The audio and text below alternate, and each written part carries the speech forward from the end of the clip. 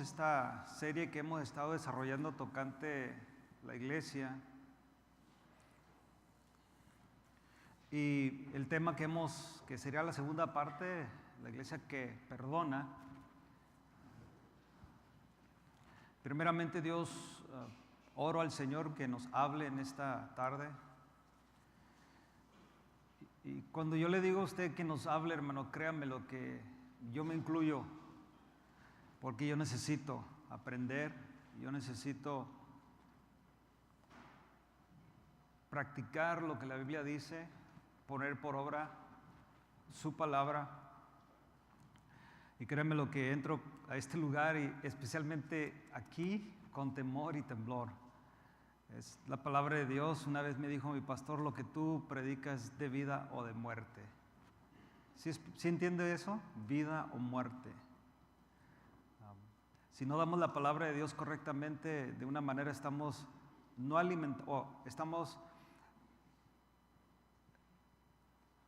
actuando de una manera irresponsable por no alimentar al pueblo de Dios comida sólida, con nutrición para que crezca.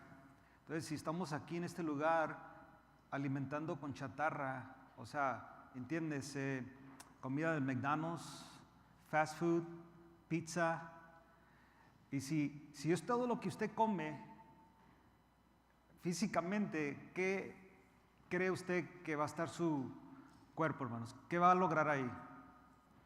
Muerte, se va a enfermar, va a disparar la insulina, la glucosa, y al punto que va a ser diabético y de ahí resultan muchas enfermedades, presión alta, problemas del corazón, porque no se está alimentando correctamente. Eso pasa en el físico y debemos de cuidar lo que comemos. Igualmente en la palabra de Dios, hermanos. Si el pastor o el maestro de la congregación enseña solamente lo que le conviene a él para tener contenta a la grey, pues a mucha gente le gusta más la chatarra, ¿sí o no? O sea, usted se come una ensaladita verde ahí con tomatito y todo y se la ponen, alguno de nosotros va a decir, ni que fuera conejo, dame algo más sólido, más, y las cosas esas con un sabor bueno, porque les echan ingredientes para que usted sea atractivo a eso. Igualmente la predicación del evangelio diluido o un evangelio adulterado, que Pablo dice que ellos no lo hicieron, ellos no predicaron un evangelio adulterado, al contrario, el evangelio que predicaron era puro, que le costó la vida. Entonces, cuando uno predica, y si no predica, me enseñaba mi pastor, si no predicas la verdad, estás dándole comida que a su tiempo va a matar a la iglesia.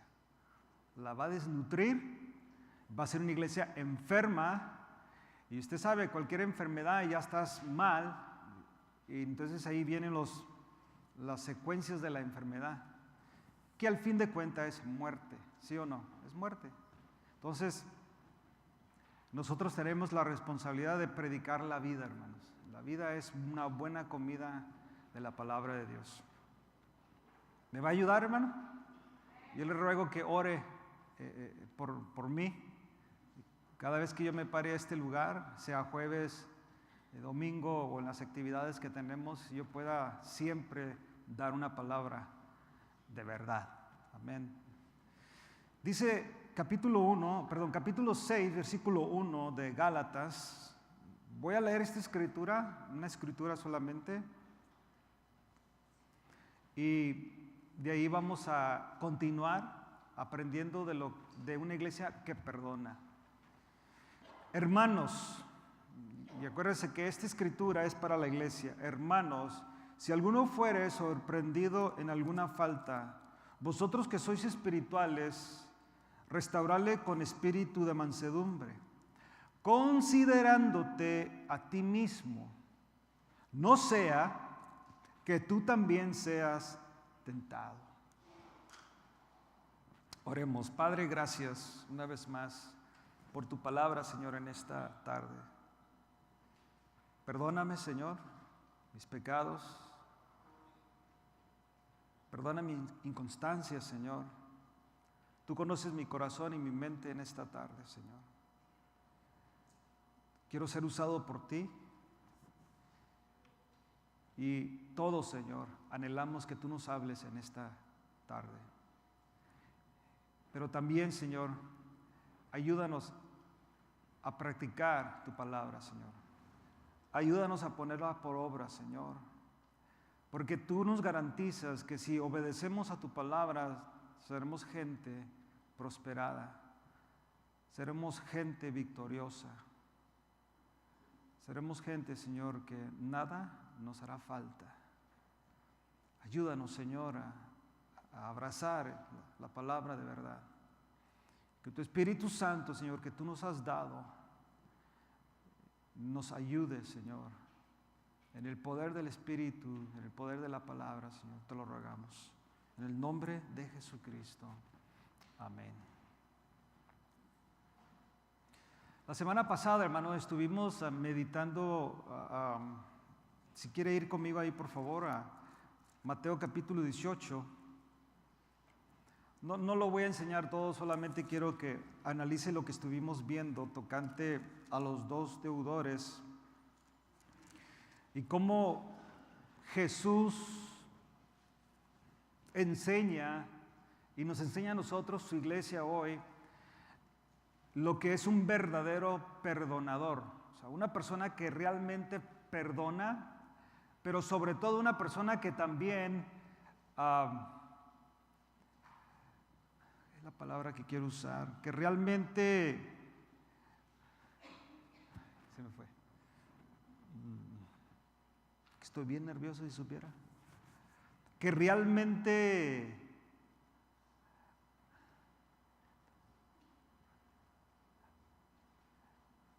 cree en lo que Dios ha hecho en su vida, en el perdón. O sea, que realmente entiende, abraza, aprecia el perdón que Dios le ha demostrado. Tú y yo, dice la Biblia, Romanos 3:23, que tú y yo, nosotros estábamos destituidos de la gloria de Dios. ¿Así dice, hermanos? O sea, estábamos destituidos de la gloria de Dios. Nosotros no teníamos esperanza. Pablo nos dice en Efesios capítulo 2 que nosotros estábamos muertos en nuestros delitos y pecados. Fíjate simplemente, o sea, una cosa es que esté destituido, pero luego Pablo dice, pero estabas muerto. ¿Y qué hace un muerto? ¿Qué puede hacer un muerto? Nada. Está muerto. Completamente nada. Un muerto no puede hacer nada. Tú le hablas, le gritas, lo mueves y no hace nada porque está muerto. No hay vida. Absolutamente no hay vida. Dice la Biblia que tú y yo estábamos muertos en nuestros delitos y pecados, sin esperanza, hasta que Él nos dio, ¿qué, hermanos? Vida por la palabra. Hasta entonces tú y yo pudimos entender el Evangelio. Hasta entonces pudimos abrazar el Evangelio, la salvación que Él ofrece, y créamelo, que sigue ofreciéndolo hasta el día de hoy. El Dios amar a este mundo, haber enviado a su Hijo unigénito para que todo aquel que en Él crea no se pierda, mas tenga vida eterna, sigue siendo válido hasta el día de hoy. Yo no más puedo hablar por el día de hoy. Mañana no sé si vendrá. Pero hoy, Pablo nos enseña también que es el día agradable. Hoy es el día de salvación. Hoy puedes entregar tu vida a Cristo. Yo oro al Señor que te dé, que ponga en ti, tú que no crees al Evangelio, que te conceda arrepentimiento para salvación. Hoy. No mañana, no cuando estés viejo, o cuando hagas y termines lo que estás anhelando en la vida. No. Hoy sea el día que tú digas, yo abrazo el Evangelio para salvación. Pablo nos dice que Dios nos dio vida cuando estábamos muertos en nuestros delitos y pecados.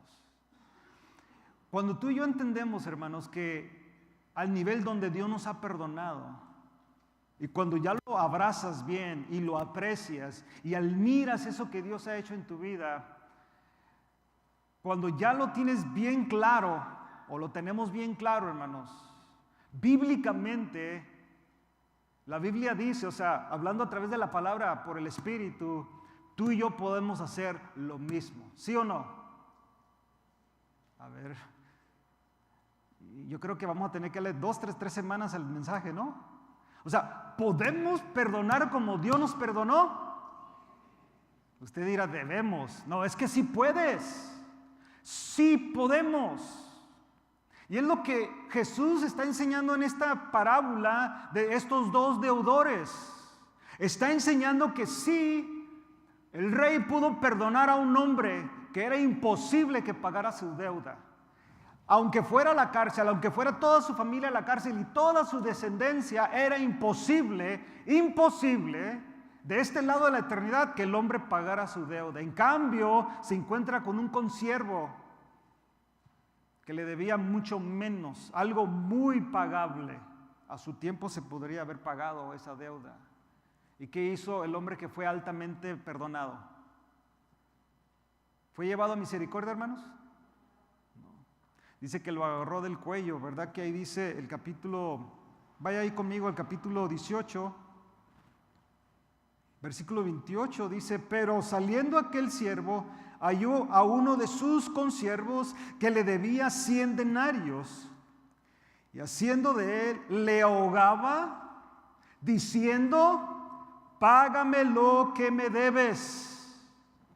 Entonces su consiervo, postrándose a sus pies, le rogaba diciendo, ten paciencia conmigo y yo te lo pagaré todo. Las mismas palabras que usó este otro con el rey. En cambio el rey fue llevado a misericordia y le perdonó toda la deuda.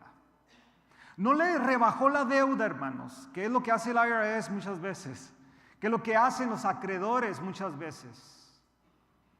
Ellos te bajan la deuda. Muchas veces debías una cantidad así que te iban a hacer años por pagar y de repente te la bajan a la mitad o mucho más de la mitad. Yo le digo lo que me pasó a mí con un préstamo de escuela, $35,000 a $7,000 nomás. No me la perdonaron, pero, hermanos, me hicieron un gran favor. ¿Te imaginas? $35,000 a $7,000. Es una bendición impresionante. Hubiera sido mucho mejor que hubieran dicho no me debes nada, cero.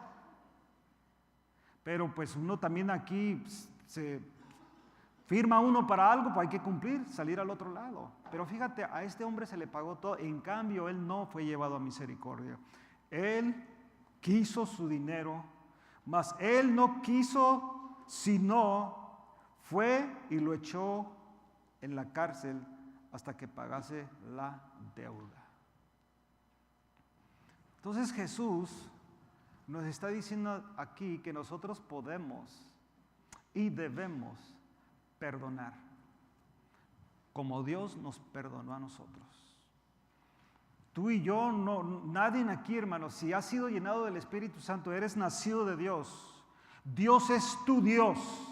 Has creído al Evangelio, has sido llenado, has visto la evidencia de que eres cristiano, porque ahora no quieres pecar, aunque pecamos, odias el pecado. El pecado es un problema para tu vida. Esta carnalidad es un problema y ya lo entendemos porque hemos nacido de Dios. Antes no nos damos cuenta, pensábamos que era normal pecar, que era normal echar una mentira, era normal hacer, qué sé yo, todo lo que es pecado, que era normal vivir de una manera desordenada que no agrada a Dios. Pensábamos que era normal, pero cuando vinimos a Cristo y Él realmente nos dio vida, oiga bien, nos dio vida y en la vida nos dimos cuenta de nuestra situación y condición. Ahora por eso usted cuando miente, ¿le duele o no le duele? Sí, hermanos, duele. Cuando viola una ley terrenal, ¿le duele o no le duele? Claro que duele. Y te irritas. Hay un problema por el Espíritu que nos llama la atención a nuestra vida carnal, por el Espíritu. Por eso, Cuando hablamos del perdón, hermanos, yo sé que hay gente, y especialmente nosotros los latinos, que somos gente muy sentimental. Somos muy llevados a las emociones, ¿sí o no? Muy llevados a las emociones. En nuestra cultura existe mucho orgullo, existe mucho rencor. Es que usted no sabe lo que me hizo, hermano. Y lo puedes llevar hasta la tumba. Y tu vida en ese lapso puede ser muy amargada.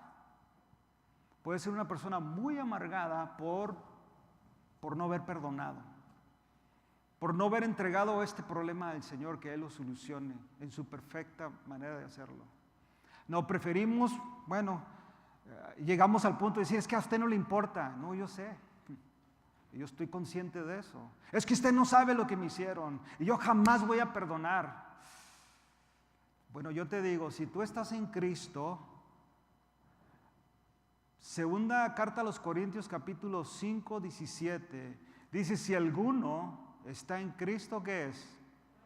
Entonces, eres una nueva persona, tu manera debe de cambiar, lo que te hayan hecho antes de Cristo y aún en Cristo debe de cambiar. En Cristo debemos de buscar el perdón. Ahora, yo como cristiano debo de buscar el perdón. Si yo ofendí, yo debo de pedir perdón. Y si me ofendieron, yo debo de perdonar. Yo debo de no guardar ninguna situación, sea familiar, de amigos, en la iglesia, ministerial, el pastor. Por eso yo le decía la semana pasada que algunos de nosotros todavía pueden tener problemas en el ministerio donde salimos. Y tener un problema con el pastor, con el liderazgo y aún con la iglesia. Y muchos han salido de esta iglesia igual, se han ido a otras iglesias con un problema aquí, dentro, que usted hizo, que yo hice y que todos hicimos. Y nos salimos de un lugar con un problema y no hemos perdonado, no hemos hablado. Yo te digo en esta tarde, mi hermana, mi hermano, y yo solamente puedo hablar a los cristianos porque un cristiano que no sea cristiano no lo va a entender. La Biblia dice que las cosas de su palabra se disciernen espiritualmente, en cambio el carnal no las puede entender. ¿Cómo que perdonar? Me abusaron cuando era niño.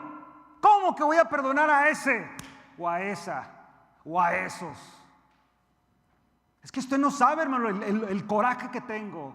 Bueno, si estás en Cristo, eres una nueva criatura. Yo sé que es difícil, por eso me miran medio raro. Es dificilísimo esto, hermanos, en la carne, en mi orgullo, en mi personalidad es difícil. Pero si me dejo guiar por el Espíritu, si el carácter de Cristo que está formando en mí, Él mismo formándose en mí, ¿podré perdonar?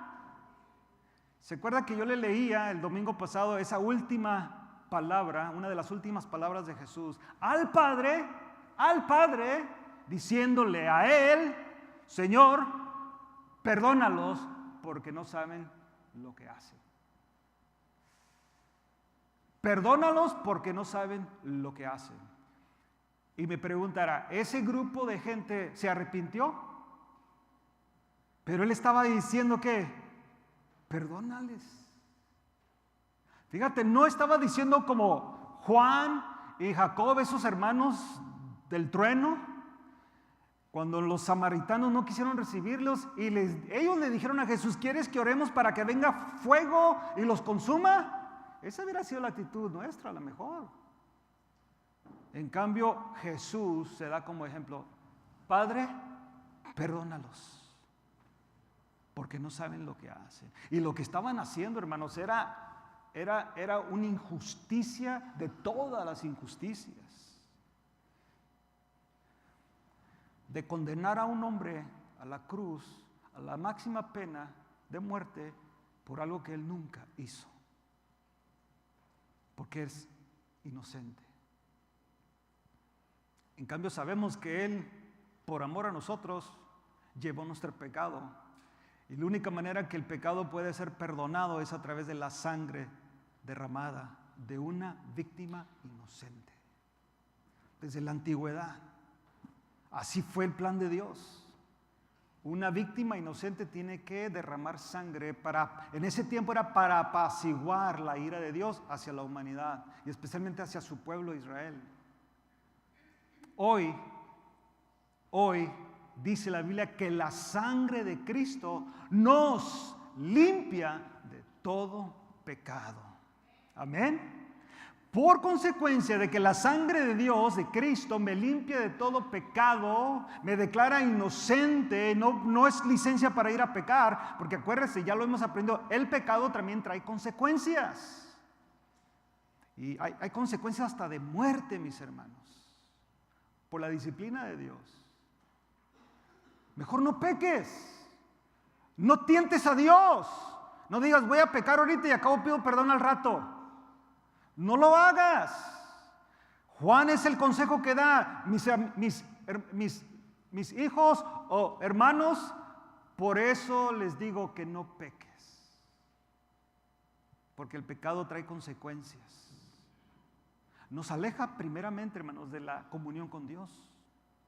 Tú lo has experimentado, yo lo he experimentado. En el momento que yo peco, me aleja de la comunión con Dios. Y ahí, hermanos, ya es un problema.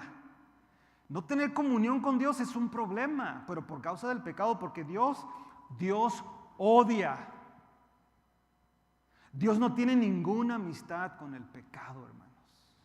Para Él es repudio, es algo, por lo que yo alcanzo a entender de este lado, le tenía humanamente, para Dios es una náusea, es un repudio, es algo no se aguanta, que debe de ser algo para nosotros también.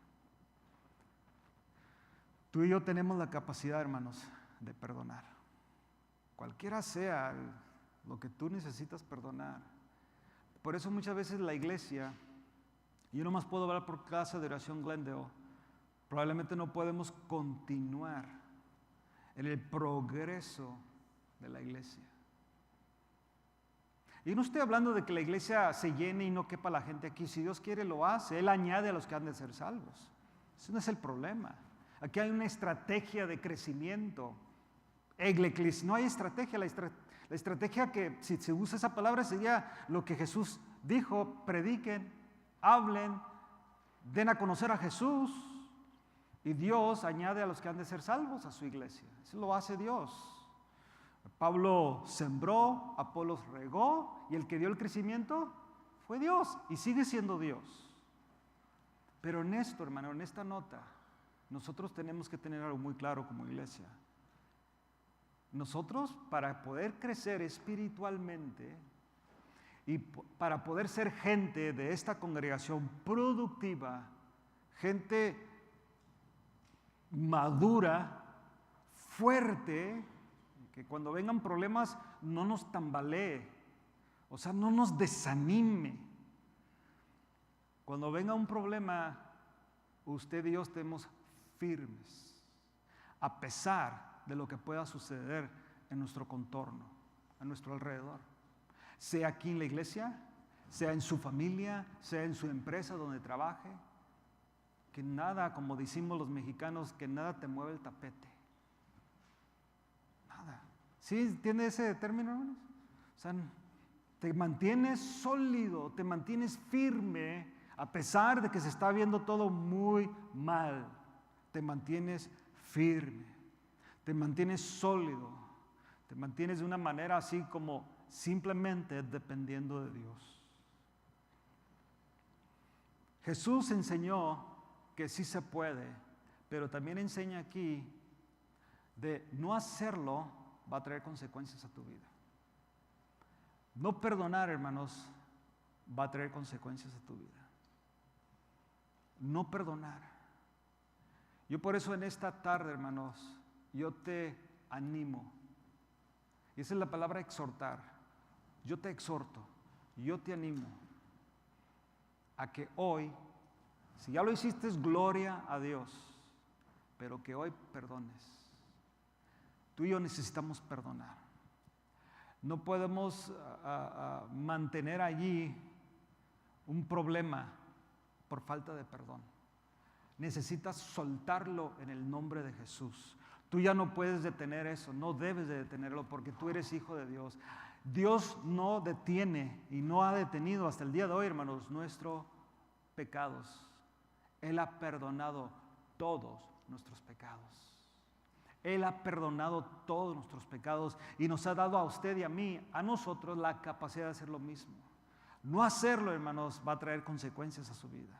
Y probablemente la está viviendo ahorita. Una persona amargada, una persona que no confía en nadie. Es que usted no sabe, hermano, yo por eso no confío en nadie. Una mujer no confía en un hombre no confía en una mujer. Hijos no confían en los adultos, o los jóvenes no confían en los adultos. Un adulto no puede confiar en un joven. O sea, hay desconfianza, menos confiar en el pastor. Cuando estaba en aquella iglesia pasó esto y no, ni le quiero agarrar la mano, ni quiero saludarlo porque desconfío de él. ¡Wow! Así está la iglesia. Así está la iglesia. No podemos llevar una conversación, no nos podemos ver a la cara, estamos así. Y estás platicando conmigo, estás así, y yo estoy así también. Por algo que me hicieron. Usted se ríe, hermano, pero es la verdad. Y no le quiero pedir disculpas por decirle la verdad, porque es la verdad. Y tenemos problemas, porque solamente tú sabes lo que está en tu corazón. Pero te recuerdo que también Dios sabe. Él es perfecto, hermanos. Él todo conocimiento, omnisciente, todo conocimiento. Exactamente sabe lo que estás pensando ahorita y lo que vas a pensar en 5 segundos. Y en 10 minutos. Y sabe exactamente lo que vas a decir saliendo de esas puertas. Y lo que vas a comunicar a tu familia en el carro. Todo ya lo sabe. Y tú no lo sabes. Él ya lo sabe. Él es todo conocimiento, hermanos. Es perfecto nuestro Dios. Claro, nuestra mente no lo entiende. ¿Cómo, Señor? ¿Cómo? Sí, así. Todo lo sabe.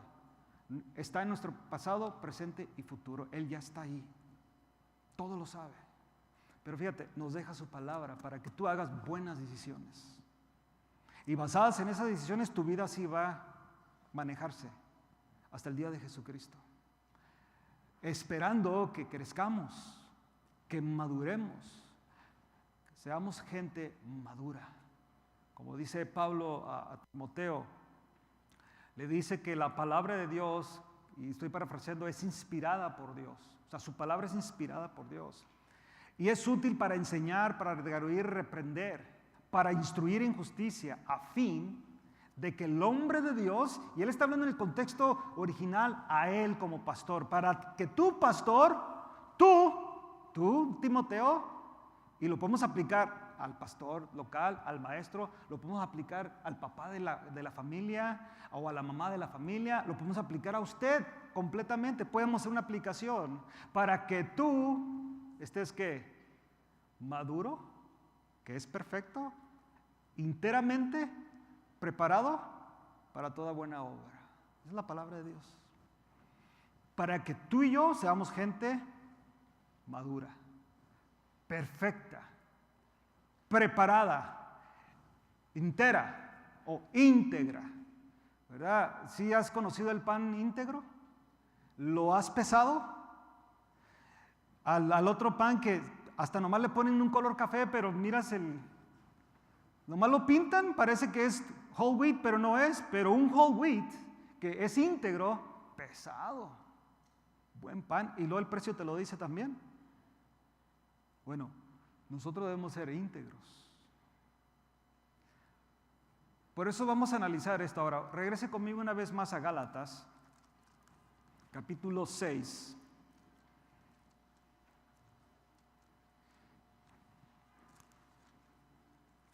Quiero que analicemos esto que Pablo le dice a los hermanos. Lo leímos, pero lo repito una vez más. Hermanos, capítulo 6, versículo 1. Hermanos, si alguno fuere sorprendido en alguna falta, vosotros que sois espirituales. Y quiero que analice esa palabra, hermanos, ahí la alce o la subraye o la tenga ahí ahorita, porque ahorita vamos a explicar eso, espirituales.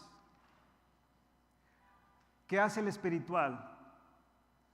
Restaurarle con espíritu de orgullo, espíritu de altivez, espíritu de conocimiento. ¿Verdad que no? ¿Qué dice? De mansedumbre, de manso, de mansedumbre. Lo va a hacer así por lo que sigue. Considerándote a ti mismo, no sea que tú también seas tentado. Ahora, regresemos una vez más a la palabra espiritual. Quiero llevarlo también a lo que aquí dice Gálatas, o verlo como está, porque el capítulo 6:1 en adelante está ligado, hermanos, es un mismo tema de lo que Pablo explica en el capítulo 5:16 en adelante. ¿Sí me explico, hermanos? O sea, es un mismo tema. Por eso cuando usa la palabra espiritual, cuando está usando la palabra espiritual, está dando a entender que tú y yo, nosotros, la iglesia, Casa de Oración Glendale, la iglesia local, es una iglesia espiritual. Es una iglesia llena del Espíritu Santo. Una iglesia nacida de Dios y nacida del mismo Espíritu Santo. Y que sigue creciendo y seguirá creciendo en el poder de la palabra. Entonces Pablo dice, así como a los Gálatas, le dice: hermanos, si alguno de ustedes o alguno de vosotros fuere sorprendido en alguna falta, ¿quién va a operar en esto? ¿Quiénes? Los espirituales. Yo le dije la semana pasada que aquí no estamos nosotros para hacer, no hay un ministerio, hermanos, de ver quién anda bien y quién anda mal. ¿Sí se recuerda eso? Aquí no anda un ministerio a ver cómo se está portando Miguel, cómo se está portando Martín, a ver, Francisco, la corbata. A ver, Jorge, no trajiste corbata. Y me temo que algunos de nosotros así estamos aquí. Y yo les dije eso la semana pasada, aquí no hay ese ministerio. Aquí no estamos para ver cómo anda la gente, cómo viene, cómo está su vida matrimonial y metiéndonos. No. Aquí no estamos para eso, hermano. Es que yo quiero guardar la integridad. Mira, hermano, yo te aseguro que si yo hablo contigo y tú eres uno de esos, yo también te puedo sacar muchos trapitos al sol. Solamente en la conversación, solamente tu estilo de vida. Y tú lo puedes hacer conmigo también, si yo soy de esos. No estamos para eso, hermanos. Pero sí estamos para salvaguardarnos unos a otros, pero en el Espíritu Santo, en el plan de Dios. ¿Cómo lo haces? Aquí dice: hermanos, si alguno fuere sorprendido en alguna falta, vosotros que sois ¿quién? ¿Quiénes son vosotros? A ver, diga quién. ¿Puede decir yo? A ver, ¿puede decir yo? Yo que soy espiritual. Yo que soy espiritual. Ahora, ¿en qué consiste esta persona que es espiritual? Bueno, el versículo 22 te lo dice, capítulo 5, 22. Y usted ahorita va a decir: el hermano ya lo ha leído muchas veces. Bueno, seguiré leyendo hasta que lo abracemos. Seguiré leyendo este texto. Yo le recomiendo que usted lo siga leyendo en su casa hasta que lo abrace y sea parte de su vida y sea parte de mi vida. Porque este es el fruto del Espíritu Santo. No es hablar en lenguas, mis hermanos. No es dar vueltas. No, hermanos, el fruto del Espíritu Santo, la evidencia de que Dios vive en ti es este. Versículo 22. Mas el fruto del Espíritu es, ¿qué es, hermanos? Amor, gozo, paz, paciencia, benignidad, bondad, fe, mansedumbre, templanza. Contra tales cosas no hay ley. Entonces una persona que mira a su hermano cometer una falta, o le hizo una falta, o se siente ofendido o ofendida, ¿qué va a hacer esta persona? ¿Se va a hacer de la vista gorda? Va a decir, no, pues como no quiero tener roces, no quiero tener problemas, quiero llevar la fiesta en paz. Si piensas así, tú no eres cristiano, no has nacido de Dios. El Espíritu Santo no controla tu vida. Porque si eres lleno del Espíritu Santo, porque eres espiritual, ¿qué vas a hacer? Vas a restaurarlo con un espíritu de mansedumbre, porque eres espiritual, porque tú quieres el bien para él o para ella. Esa actitud que el hermano tiene, que la hermana tiene, y tú lo miras que no es correcto a la Biblia, tú tienes la responsabilidad de decírselo. Tienes que hacerlo, hermano. Y no puedes guardarte eso en la vida. Tienes que hacerlo. Tienes que hablar. No le puedes comentar a medio mundo, no lo puedes poner en Facebook. O indirectas. Muchas veces cuando tú empiezas a leer ahí, tú te das cuenta cuando pone gente cosas ahí y tú sabes, no, esta es una indirecta a alguien. Hermanos, tú no necesitas indirectas, yo no necesito indirecta, yo necesito una directa. Necesito que hables conmigo y que yo hablar contigo directamente. Y usted dirá ahorita, oh hermano, usted lo está haciendo indirectamente en el púlpito. Yo estoy hablando la palabra. Pues yo tengo que hacerlo generalmente aquí. Ahora, ¿podría hacerlo lo que hacían los apóstoles, sí o no? ¿Podríamos hacer eso y nombrar a alguien aquí? ¿Sería bonito eso? Y eso es bíblico. Es bíblico. Es bíblico, hermanos. Cuando una persona ya anda desordenada dentro de la iglesia, puedes nombrarlo y decirle, mira, hermanos, tengan cuidado con la hermanita o el hermanito fulano de tal porque están causando un desorden en la iglesia. Yo sé que a lo mejor, no sé, que tanta gente se fuera de la iglesia por eso. Falta de amor, hermano, no debía de hacerlo. Bueno, así operaba la iglesia primitiva. ¿Se acuerda que estamos hablando de la iglesia primitiva, verdad? Los principios de la iglesia, así practicaba, así operaba la iglesia. ¿Me cree o no me cree? Vaya conmigo si no me cree. Ahí mismo Gálatas. Capítulo 2. Y aquí estamos hablando de un hombre con un rango, hermanos, hablando ministerialmente, lo máximo. Lo máximo. Fíjate lo que le dice Pablo a Pedro. ¿Pablo a Pedro? ¿A Pedro? Sí, a Pedro. Y le dice, capítulo 2, versículo 11. Pero cuando Pedro vino a Antioquía, le resistí cara a cara, porque era de condenar. Pues antes que viniesen algunos de parte de Jacobo, que era la iglesia de Jerusalén, que era la iglesia principal o la iglesia fundadora en cuestión del cristianismo, comía con los gentiles. Pero después que vinieron, se retiraba y se apartaba porque tenía miedo. ¿Pedro? Estás hablando del Pedro fundador de la iglesia, uno de los fundadores. Me estás hablando del Pedro que pudo hablar en el día de Pentecostés con poder. Y se bautizaron 3,000 personas. Y volvió a hablar en un concilio y se convirtieron 5,000. ¿Ese Pedro? Yes, my friend, ese Pedro. Que después de eso a los días estuvo en la cárcel y fue libre y sin miedo. Él estaba dispuesto a morir por Cristo y sin miedo, por la voluntad de Dios lo sacó un ángel. Ese Pedro valiente, ese Pedro que no esperaba, hasta sacó la espada para cortarle la cabeza a un hombre. No era la oreja, era matar. Ese hombre que ya llevaba varios años en el ministerio. Más o menos entre 25 y 30 años, hermanos. Esos muchos años. Un hombre respetado. Un hombre con una autoridad apostólica impresionante, hermanos. Que dice la Biblia que por su sombra los enfermos eran sanados. Ese Pedro, Pablo lo tuvo que confrontar. ¿Y cómo lo hizo? Fíjate.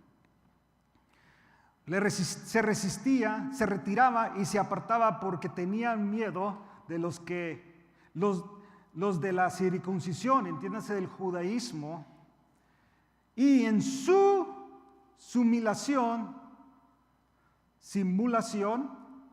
practicaban también los otros judíos, de tal manera que aún Bernabé el hijo de consolación, también Bernabé, también este hombre que era fiel al evangelio, que era un poderoso en la palabra, gran maestro, animador, de esos que animan a la gente, de esos que vienen y te animan, te hacen reír, te hacen olvidar lo malo. De eso era Bernabé. Y fíjate, también él fue arrastrado. Claro, Pedro, el líder, el gran hombre, la gran apóstol, pues ha de estar haciendo algo bien, ¿no? Dice aquí, fue también arrastrado por la hipocresía de ellos.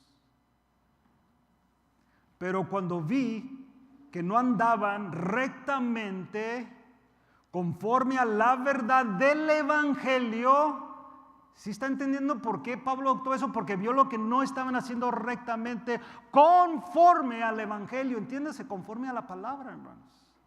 ¿Qué hizo? Dije a Pedro, delante de quienes, hermanos, fácil, podía haber dicho, a ver, ve para acá. César, ¿quién necesita hablar contigo ahí en el cuartito? Ahora, humanamente y éticamente, en nuestro ciclo, ¿eso es lo que se debe de hacer, hermanos? A ver, dígame usted, o le quiere que le diga ahí enfrente de todos. Es preferible decir, ven para acá, Ángel, quiero hablar contigo, mira, esto y esto y esto. O usted conmigo, pastor, o John, o como digas, quiero decirte esto y esto y esto. No, hermanos, así no fue. Por eso le digo muchas veces, hermano, hable generalmente. Sí, es mejor, porque queremos llevar principios.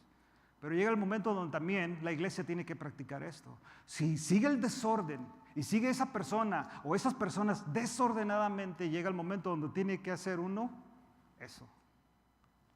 ¿Qué hizo Pablo? Pero cuando vi, versículo 14, que no andaban rectamente conforme a la verdad del evangelio, dije a Pedro delante de todos, si tú siendo judío vives como los gentiles y no como judío, ¿por qué obligáis a los gentiles a judaizar? Es que antes de eso, hermanos, es más, fue el primer predicador a los gentiles, Pedro. A él se le dio la primera revelación que también los gentiles iban a recibir perdón de pecados. Él vio la manifestación del Espíritu Santo en la casa de Cornelio, hermanos. Él vio la evidencia del Espíritu Santo, por eso dijo, el mismo Espíritu que recibimos nosotros, han recibido ellos. ¿Habrá algo que impida que sean bautizados? Pedro lo dijo, y se lo dijo a los judaizantes. Y dice la Biblia que todos daban gloria a Dios por lo que había pasado. ¿Qué le pasó a Pedro, hermanos? Lo que nos pasa a todos en nuestra humanidad. Nos vamos en el viaje de repente de las amistades, qué sé yo, qué le pasó a Pedro. Pero fíjate que Pablo lo tuvo que decir, pero públicamente, porque lo que estaban haciendo era desordenado. ¿Y sabes qué? Estaba llegando al punto, podría haber llegado al punto de dividir la iglesia. Porque Pablo sigue escribiendo en contra de eso. Él escribe a los efesios lo mismo, de los judaizantes. Existió ese problema en la iglesia, hermano, por generaciones. Hasta el día de hoy. Pablo tuvo que confrontar a Pedro. Lo que tú estás haciendo, y a él, aunque arrastró a Bernabé, y no sé ya cuántos más arrastró. Pablo no ponía quién más. Pero estoy seguro como líder de la iglesia, Pedro, el apóstol, había un gran grupo que estaba viviendo desordenadamente como él. Pero ¿qué hizo Pablo? Confrontó a este hombre públicamente y lo tuvo que hacer. Cuando usted lee, vaya conmigo rápidamente a la segunda carta de Pedro.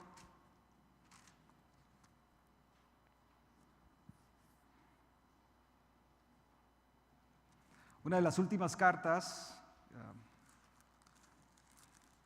Pedro escribe esta carta.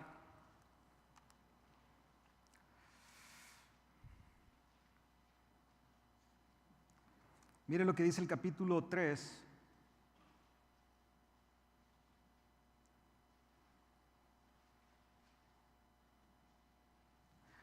Leemos el versículo 14. Y esto en contexto hacia Pablo. Oiga bien esto, ¿eh? Segunda de Pedro capítulo 3, versículo 14. Por lo cual, oh amados, estando en espera de estas cosas, procurar con diligencia ser hallados por Él sin mancha e irreprensibles en paz. Tened entendido que la paciencia de nuestro Señor es para salvación, como también nuestro amado hermano Pablo. ¿Cómo mira Pablo? ¿Lo mira con desprecio? ¿Lo mira así con resentimiento? Yo era antes que tú, y tú ¿quién eres para decirme algo? Ya no, hermanos. Entiende la autoridad apostólica. Entiende que lo que él hizo por él fue algo justo, correcto.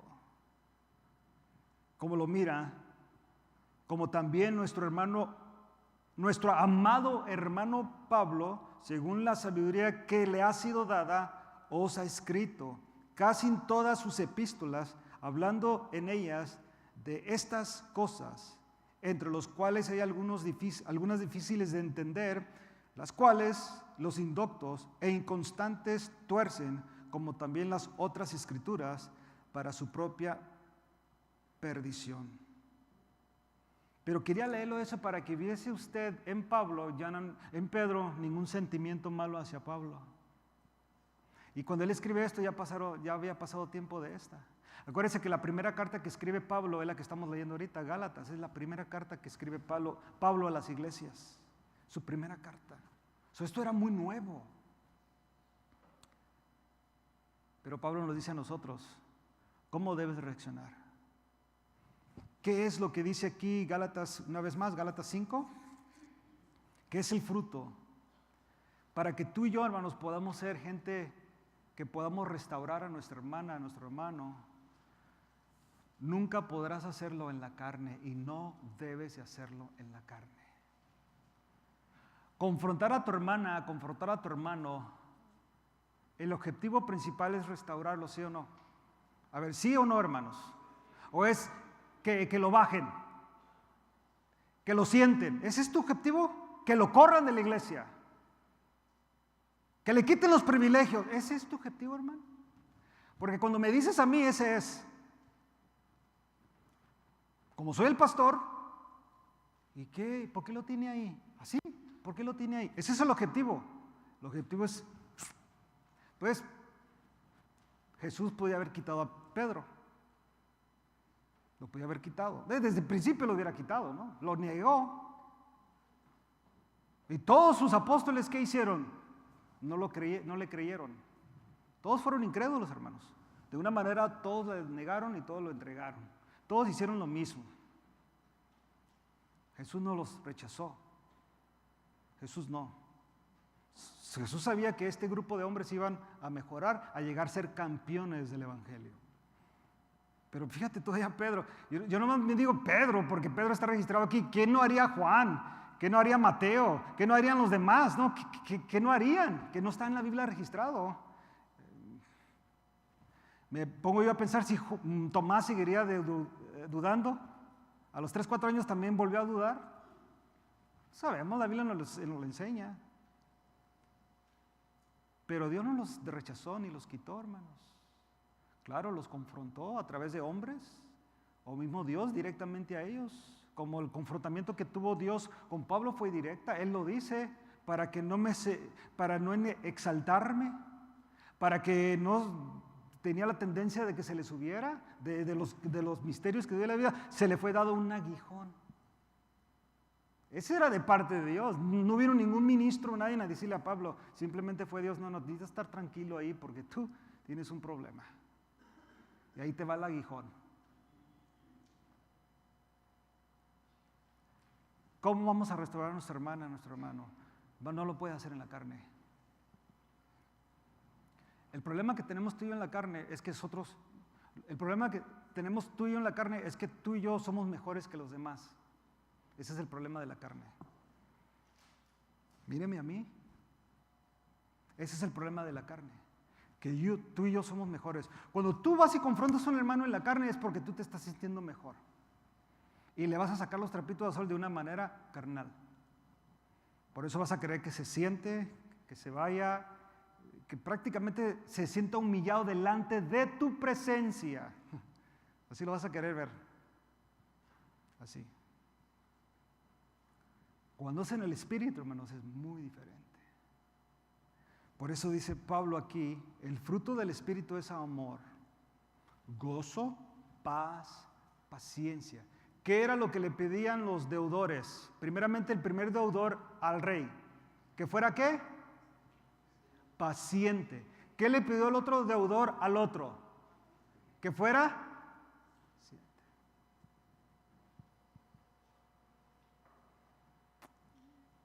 Si algo necesitamos nosotros, hermanos, es que paciencia. Pero fíjate, queremos paciencia del hermano para con mi persona. Ahí es un problema. Yo quiero que usted me tenga mi paciencia, pero ¿no quiere usted que yo le tenga paciencia? Entonces, debemos detenernos, y ese es el fruto del Espíritu, hermanos. Paciencia. Ser paciente conmigo. Yo sé, hermanos, que el estándar que tú y yo tenemos muchas veces en cuestión de nuestra espiritualidad, queremos que todos sean igual. Y no es así, hermanos. Pero tú sí me puedes ayudar. Tú sí me puedes ayudar. Yo sí debo de ayudarte. ¿Cómo lo hará este hermano? A través del fruto del Espíritu. Paciencia, benignidad, bondad, fe. Y aquí habla de otra característica que dice, ¿cómo lo debes de restaurar? Con un espíritu ¿de qué? De mansedumbre. Y aquí es parte del fruto del Espíritu. Mansedumbre. Yo digo las cosas como son, hermano, y yo no tengo pelos en la lengua. Y ay, qué feo se oye eso. Yo soy así, y así nací, y así me muero. No has nacido de Dios. I'm sorry to blow your bubble. No has nacido de Dios. No. Ese carácter, hermanos, no es de Dios. Es que yo les digo cómo son, y así yo, y ni modo. No, hermanos. No. No es así. Mansedumbre. Mansedumbre. Tienes que restaurar a tu hermano con un espíritu guiado del Espíritu de Dios, guiado con mansedumbre. Una plática. Una plática. Y dice la Biblia, cuando tú lo haces en ese aspecto, en esa formalidad o en esa manera de actuar, tienes que hacerlo con ese espíritu de mansedumbre. Y fíjate, si lo haces de esta manera y lo hacemos de esta manera, vamos a tener éxito. Considerándote a ti mismo. Pregunta, ¿te gusta que se metan en tu vida? A ver, hermano, ¿te gusta que se metan en tu vida? Creo que a nadie, hermano. Y estoy hablando de una manera así, de repente, donde hay gente muy, ¿cómo podría decir? Imprudente. Y tenemos que practicar la prudencia. Siempre hay tiempos para decir las cosas. Por ejemplo, usted venir a la casa de Dios, adorar aquí, no es el momento durante la alabanza, durante la predicación, de usted arreglar asuntos con su hermano. ¿Cuándo es el tiempo de hacer eso, hermanos? Punto y aparte. Después de la reunión, vamos a comer. Antes de la reunión, que yo le digo que mejor no, porque es mejor después, porque si viene y algo no se solucionó, va a venir aquí todo preocupado. Mejor. Y aún la palabra de Dios nos habla y ya lo podemos solucionar mucho mejor. O citarse cierto día. No es durante el tiempo de alabanza, durante el tiempo de adoración, hermanos, o de la palabra de Dios. Prudencia. Tú miras que tu hermano está teniendo problemas con su hija, con su hijo, prudencia. En el matrimonio, prudencia. Todo con prudencia. Prudencia. Pero claro, si tú ya lo sabes, tienes que atacarlo. Cuando digo atacarlos, no sé si está bien correcta la palabra, porque en inglés es attack the problem.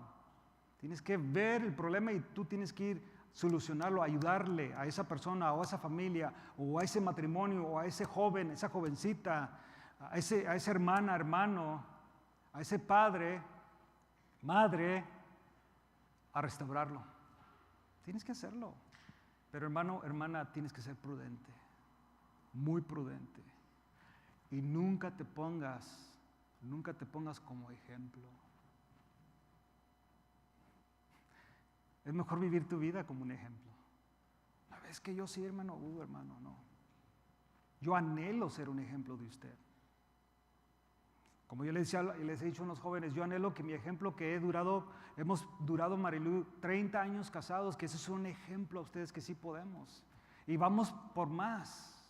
No 30 o 60, no sé cuántos años nos quiera Dios dar más. Pero poder ser un ejemplo de que sí podemos vivir 30 años juntos y nuestro matrimonio ser mejor que cuando empezamos. Y que cuando empezamos hace 30 años, en 1989, hermanos, era un amor. Pero hoy, hermanos, no, hombre. Y más que de ese amor ha surgido descendencia. Y sigue creciendo la familia. Sí podemos, pero hay que ser prudentes. Tú miras a tu hermano, habla con él, habla con ella, perdona. Perdona porque tú tienes el Espíritu de Dios. Si tú no perdonas, hermano, no tienes el Espíritu de Dios. Tienes que perdonar. Y en hablar con tu hermana, no le des ciertos días, no le des ciertas condiciones. Al hablar con tu hermano, deja que el Espíritu Santo les ayude a ambos a formarse, a entrar una vez más en ese espíritu. Yo sé que ya va a haber familia alejada, va a haber que simplemente probablemente el FaceTime o será una plática, pero que le des a conocer, ¿sabes qué? Lo que me hiciste hace fulano tiempo, yo te he perdonado, yo no tengo nada contra ti, Dios ha hecho libre mi vida y ya. Si es un hermano que necesitas verlo con un pastor, con un maestro, con tu líder, y si puedes hacer así, te es mejor cara a cara, hablar y decir, esto es lo que el Señor me ha puesto en mi corazón. Esto es lo que el Señor me ha dicho que haga y tú lo haces. Mi hermano, mi hermana, termino con esto. Si puedes, si podemos. Y no me diga, hermano, es que no sabe, es que no sé. Pero sé lo que la Biblia dice. Tú puedes hacerlo. ¿Cómo lo haces? Aquí dice. Sobrellevad, o sea, versículo 2, sobrellevar los unos las cargas de los otros y cumplir así la ley de Cristo. ¿Qué es la ley de Cristo, hermanos? Amar a Dios con todo tu corazón. ¿Y luego amar a quién? Al mismo nivel. Así podráis cumplir la ley de Dios. Porque yo te amo, hermano. Deja hablar de tu hermano. Deja de hablar de tu hermana. Deja hablar del liderazgo. Deja de hablar de los servidores. Deja de hablar del pastor y su familia. Pastor, deja de hablar de los hermanos. Yes. También. Dígame así, pastor, deja de hablar de los hermanos. ¿Sí? Yes, sir. Se ríen, pero es que es cierto, hermanos. No le modo que le diga que, ay, todos somos yo, usted sí, yo no. Le dije que es un mensaje, yo por eso estaba bien nervioso cuando empecé. Es un mensaje real, necesitado por la iglesia. Y empieza con todos nosotros. Todos necesitamos esto. ¿Qué debemos de hacer? Porque el que se cree ser algo, no siendo nada, a sí mismo, eso de que yo soy mejor que Ángel o Ángel es mejor que yo, nos engañamos. No, hermanos, aquí todos somos iguales. Y quiero que lo entienda, hermano. Es que usted es el pastor, usted es el líder. Somos iguales. La responsabilidad, claro, hay que darle honor a la responsabilidad. Y si no, pues que Dios trate con nosotros en eso. Y sí tienes el derecho de decir, hermano, es que como usted como es pastor, no creo que estuvo correcto como lo que le dijo a su esposa. Sí, habla conmigo o viceversa.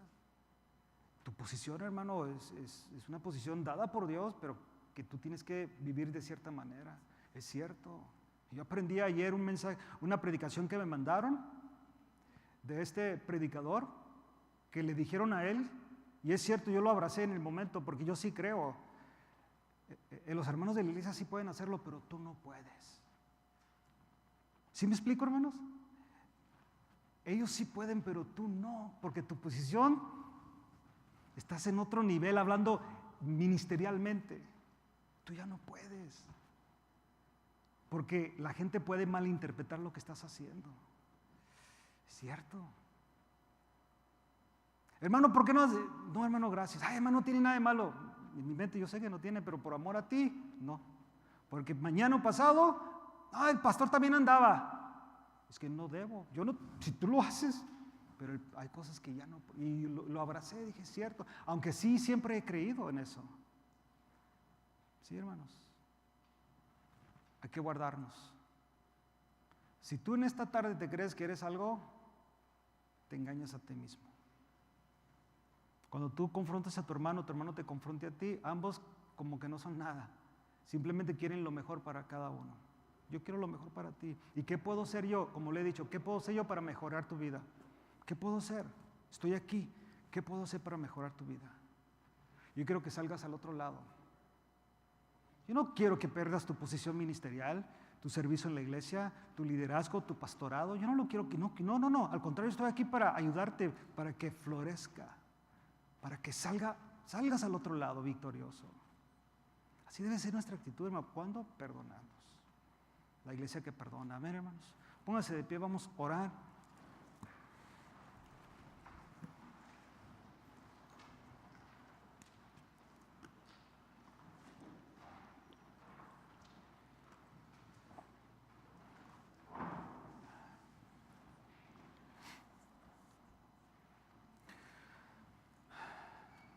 Padre, en el nombre de Jesús, te damos gracias en esta tarde una vez más, Señor.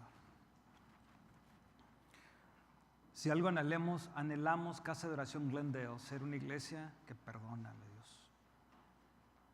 Sabemos que lo que nos hicieron ayer en el pasado, lo que nos puedan hacer hoy en el presente, y si tú nos das vida mañana, duele. Es duro, pero tu palabra dice que nosotros tenemos la capacidad por el Espíritu de perdonar. Porque lo que hace mi hermano, mi hermana, Señor, y yo lo miro que es el pecado, me ofende. Porque como soy espiritual, ofende, porque sé que está pecando contra ti. Y contra tu iglesia y me duele y me ofende, pero por eso yo tengo la responsabilidad no de divulgarlo, no, tengo la responsabilidad de ir con mi hermana y con mi hermano y hablar, platicar, y debo de ir, Señor, con el objetivo de restaurarle, y eso es regresar a donde estaba. Así como se restaura un carro, Señor, que está hecho pedazos y lo dejan como estaba originalmente. Eso es restaurar, eso es restauración. Ayúdanos, Señor, como iglesia. Casa de Oración Glendale, Señor, necesitamos nosotros ser ese tipo de iglesia. Ese tipo de gente que ama, que perdona y que quiere restaurar. Y no solamente reconciliar al mundo para contigo, Padre, a través de Cristo. Eso es nuestro deber, eso es lo que hace la iglesia también. Pero también tenemos que restaurarnos en nosotros la iglesia. Ya el pueblo redimido, ya que el pueblo que fue reconciliado contigo, hay roces, hay problemas en los cuales nosotros tenemos que solucionar como iglesia, Señor. Y ahí es donde entra la restauración. Ahí es donde nosotros nos restauramos, platicamos, abrimos la Biblia, lloramos juntos, los lamentamos juntos y juntos vamos al arrepentimiento. Ayúdanos a ser ese tipo de iglesia, mi Dios, que no guarde rencor, una iglesia que no sea orgullosa, altiva, sino una iglesia humilde, una iglesia mansa, una iglesia donde el fruto del Espíritu, Señor, es lo que se manifiesta aquí, Señor. Yo te ruego por cada servidor, cada uno de mis hermanas y hermanos que sirven como maestros, como mujeres, como músicos, como cantores, panderistas, todo, Señor, todo servidor de esta iglesia, maestros, todos los que servimos aquí, Señor, por el liderazgo, por mi vida, por la vida de mi esposa, como pastores y maestros de esta congregación. Que vivamos una vida en el Espíritu, mi Dios. Tenemos responsabilidades como servidores, como líderes, como pastores de esta congregación, pero también somos gente que faltamos, que pecamos, que fallamos. Yo te ruego, Señor, que aquellos hermanas y hermanos, Señor, que andan en el Espíritu o que andamos en el Espíritu, podamos restaurar a aquellos que por ciertas razones, Señor, han contristado el Espíritu, han apagado el Espíritu o andan conforme a la carne, mi Dios. Que nosotros los espirituales podamos restaurarles, Señor, con un espíritu de mansedumbre. Y que siempre, Señor, siempre recordemos y nos consideremos a nosotros mismos. Y con esa nota que terminas tú, Señor, ahí en tu palabra, que el que se crea más que el otro, se engaña a sí mismo. Yo no puedo ser mejor que mi hermano, ni mi hermano es mejor que yo. El único mejor eres tú, Cristo. Tú eres el mejor. Tú eres el perfecto. Tú, Jesús, tú eres todo en nosotros. Gracias, Señor, por tu palabra en esta tarde. Te ruego, Señor, también por estas necesidades, por Violeta. Te ruego que tú la toques y la sanes, Señor.